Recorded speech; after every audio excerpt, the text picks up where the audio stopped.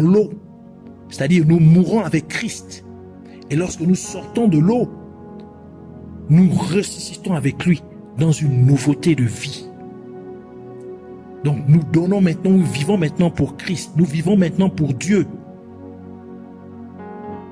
Nous ne vivons plus selon nos anciennes manières pécheresses, selon les voies du monde, mais nous menons maintenant une vie pour Dieu. Alors parlons maintenant des bénéfices de la sainteté. La sainteté ne vient pas sans avantage. Évidemment, si quelqu'un mène une vie de sainteté, il expérimentera des choses positives dans sa vie. Mais le contraire se produirait quand on choisit de ne pas en tenir compte. Premièrement, quand un croyant marche dans une sainteté totale devant Dieu, il sera prêt à être utilisé par Dieu, et cela pour n'importe quel genre de mission. Ainsi, le livre de Timothée déclare dans 2 Timothée chapitre 2 verset 21 qui dit: si donc un homme se purifie de ces choses, il sera un vase d'honneur, sanctifié et destiné à l'usage du maître, et préparé à toute bonne œuvre. Donc lorsque quelqu'un marche dans la sainteté, il devient utile au royaume de Dieu. Il devient utile à Dieu. Il est prêt maintenant pour toute bonne œuvre. Il est prêt à être utilisé par Dieu. Tu veux être un instrument au lieu de Dieu, dans les mains de Dieu. Marche dans la sainteté. Deuxièmement, lorsqu'un croyant obéit pleinement à la parole de Dieu, c'est-à-dire menant ainsi une vie de sainteté, il expérimentera la puissance de Dieu dans une plus grande dimension, tout comme Jésus l'a manifesté lorsqu'il était physiquement sur terre. Et une telle personne obtiendra ce qu'elle demandera de Dieu au nom du Seigneur Jésus-Christ. Ainsi Jésus dit dans Jean chapitre 14 verset 12 à 14 qui dit: en vérité, je vous le dis, celui qui croit en moi, les œuvres que je fais, il les fera aussi, et il en fera des œuvres plus grandes que celles-ci, car je vais vers mon Père, et tout ce que vous demanderez en mon nom, je le ferai, afin que le Père soit glorifié dans le Fils. Si vous demandez quelque chose en mon nom, je le ferai. Donc lorsque quelqu'un marche dans la sanctification, la dimension dans laquelle Jésus a opéré ici-bas sur terre, cette personne va expérimenter cette dimension et même une plus grande dimension de la manifestation de la gloire de Dieu, de la puissance de Dieu au travers de la vie de cette personne. Troisièmement, vivre dans la sainteté amènera Dieu à agir avec vous de la même manière qu'il a opéré avec Moïse. Car comme Dieu a manifesté sa puissance à travers Moïse en Égypte, à un tel point que Dieu lui-même dit qu'il fit de Moïse, qui fit que Moïse soit considéré comme un Dieu aux yeux de Pharaon. Ainsi, Dieu le fera aussi avec vous. Jésus chapitre 1 verset 5. Il dit: personne ne pourra se tenir devant toi tous les jours de ta vie. Comme j'étais avec Moïse, ainsi je serai avec toi. Je ne t'abandonnerai pas, je ne te délaisserai point.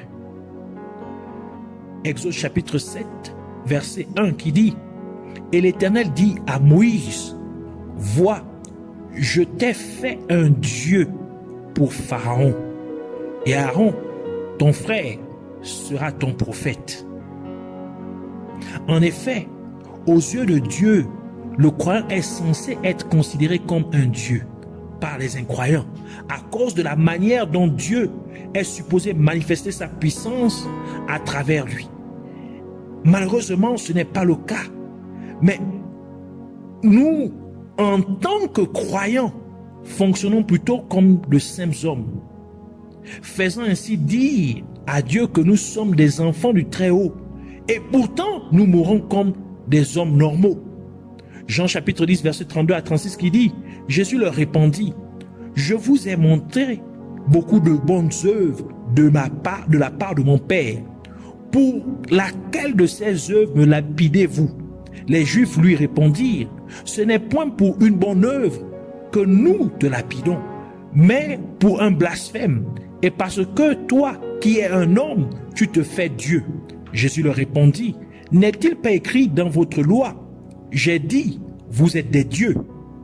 S'il les a appelés dieux, à qui la parole de Dieu est venue, et l'écriture ne peut être anéantie. Celui que le Père a sanctifié et a envoyé dans le monde, vous lui dites, tu blasphèmes. Et cela parce que j'ai dit, je suis le Fils de Dieu. Psaume 82, versets 1 à 7 qui dit, Dieu se tient dans l'assemblée des puissants. Il juge parmi les dieux. Jusqu'à quand jugerez-vous injustement et accepterez-vous les personnes des méchants? Défendez les pauvres et les orphelins. Rendez justice aux affligés et aux nécessiteux. Délivre les pauvres et les nécessiteux. Délivre-les de la main des méchants. Ils n'ont ni savoir ni intelligence. Ils marchent dans les ténèbres.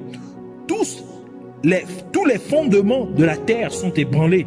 J'ai dit, vous êtes des dieux et vous êtes tous des fils du Très-Haut. Mais vous mourrez comme des hommes et vous tomberez comme un prince quelconque. Remarquez que Dieu n'a jamais déclaré que nous devrons nous vanter d'être des dieux et commencer à recevoir l'adoration venant d'autres êtres humains. Non, même pas une seule seconde. Car toute l'adoration appartient à Dieu et à Dieu seul. Ainsi, par le fait que nous, les croyants, étions censés manifester la puissance de Dieu sur terre, et par conséquent, les incroyants nous considéraient comme des dieux, et pourtant, nous devons nous humilier pour donner toute la gloire au seul et vrai Dieu. Comme Jésus le fit dans Philippiens chapitre 2, verset 3 à 11, qui dit, ne faites rien par esprit de parti ou par vaine gloire, mais que l'humilité vous fasse regarder les autres comme étant au-dessus de vous-même. Que chacun de vous, au lieu de considérer ses propres intérêts, considère aussi ceux des autres. Ayez en vous les sentiments qui étaient en Jésus-Christ, lequel, existant en forme de Dieu, n'a point regardé comme une proie arrachée d'être égal avec Dieu, mais s'est dépouillé lui-même en prenant une forme de serviteur, en devenant semblable aux hommes, et ayant paru comme un simple homme, il s'est humilié lui-même, se rendant ainsi jusqu'à la mort, même jusqu'à la mort de la croix.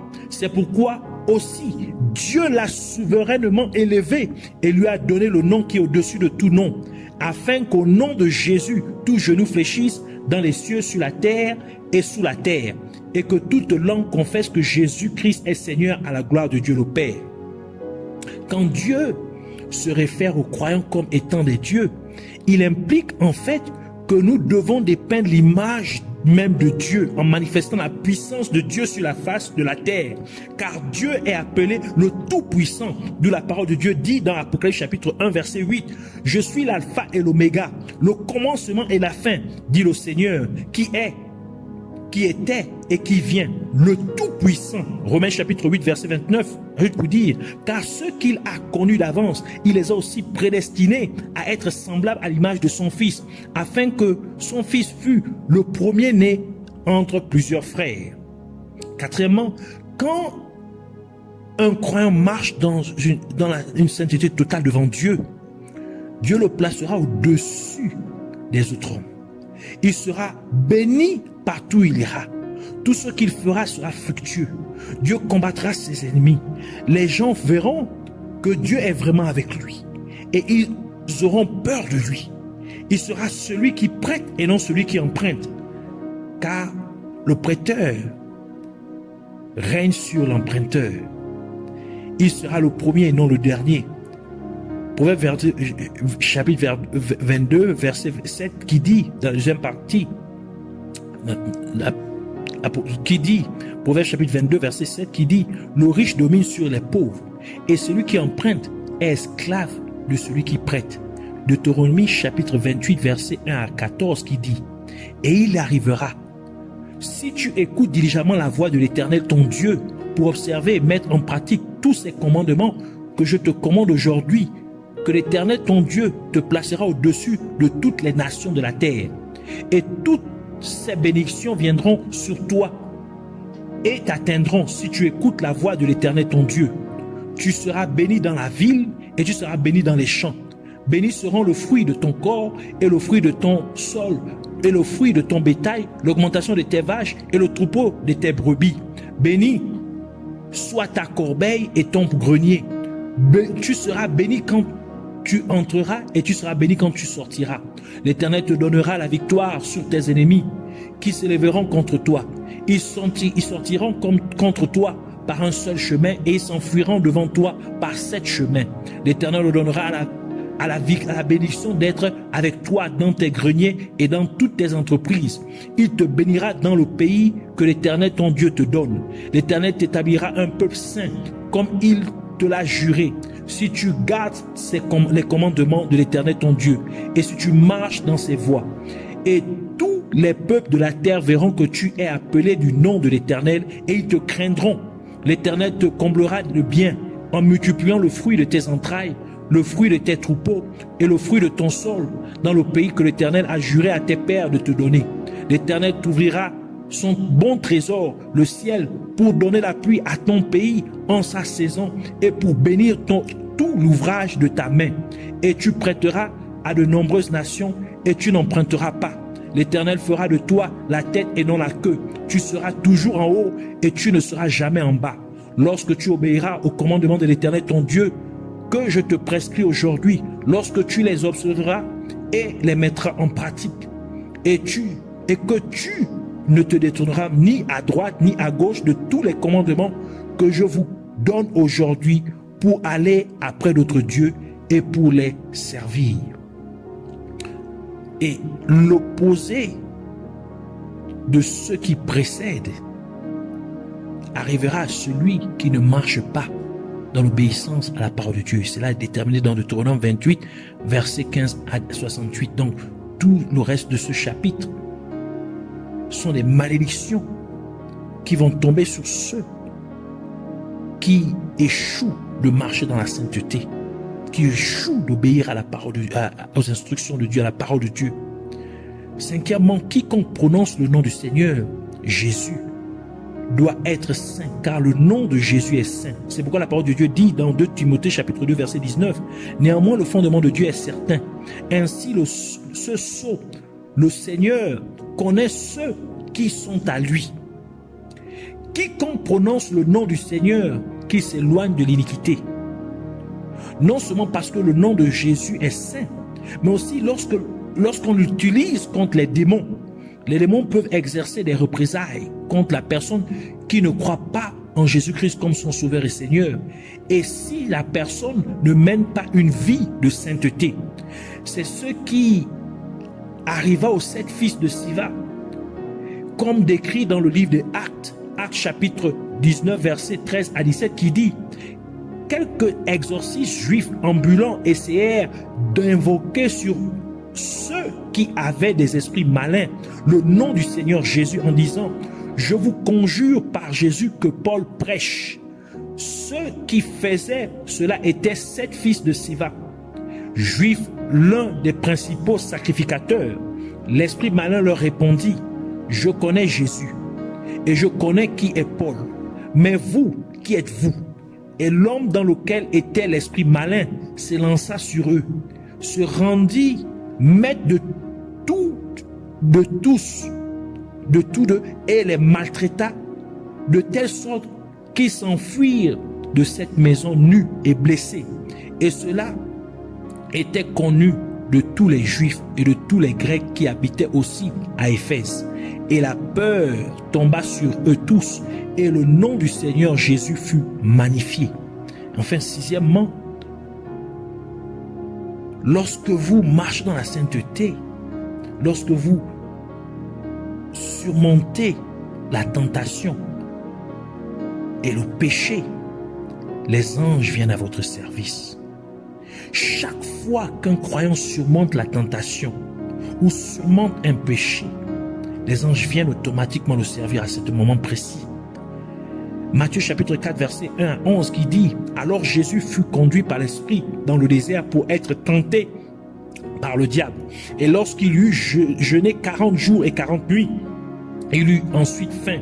Et quand le tentateur vint à lui, il lui dit « Si tu es le Fils de Dieu, ordonne que ces pierres soient faites pain. » Mais il leur répondit et dit « Il est écrit, l'homme ne vivra pas de pain seulement, mais de toute parole qui sort de la bouche de Dieu. » Alors le diable le fit monter dans une ville sainte et le fit asseoir sur un pinacle du temple et lui dit, si tu es le Fils de Dieu, jette-toi en bas, car il est écrit, il donnera ses anges charge à ton sujet et dans leurs mains, ils te porteront de peur que ton pied ne heurte à aucun moment une pierre.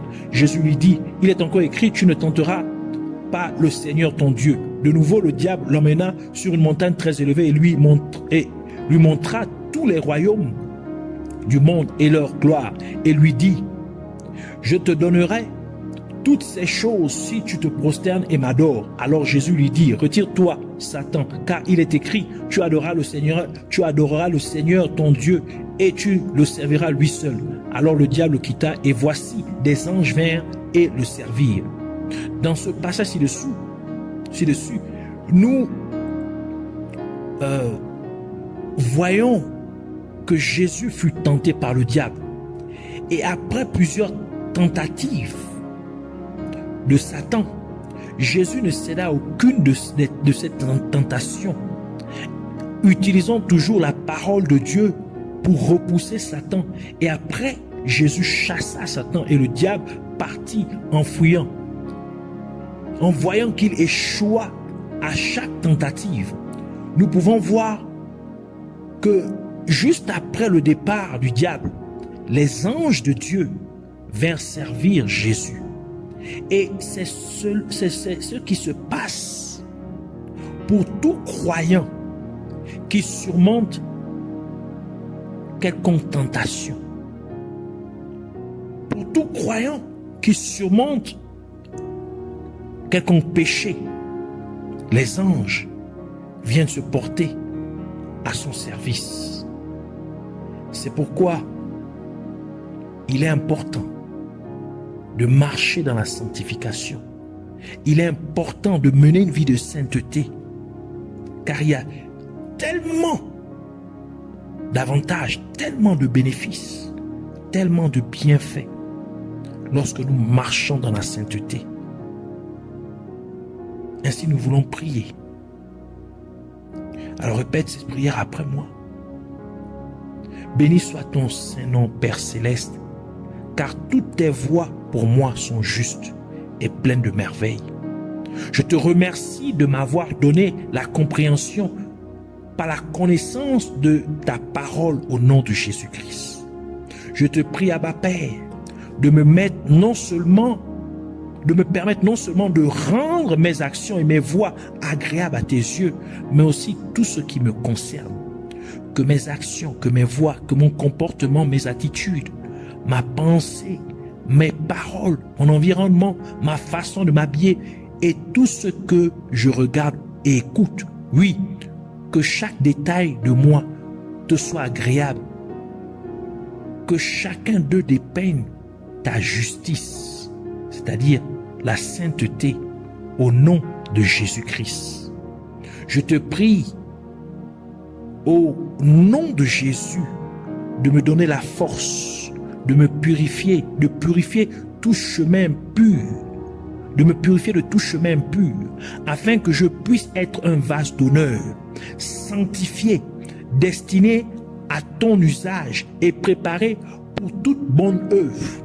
Puisses-tu m'aider à croire en toi, Seigneur Jésus, comme tu attends de moi, afin que l'œuvre ou les œuvres que tu as manifestées lorsque tu étais physiquement ici-bas sur terre, que je puisse aussi faire la même chose et même plus que cela, tel que tu as promis.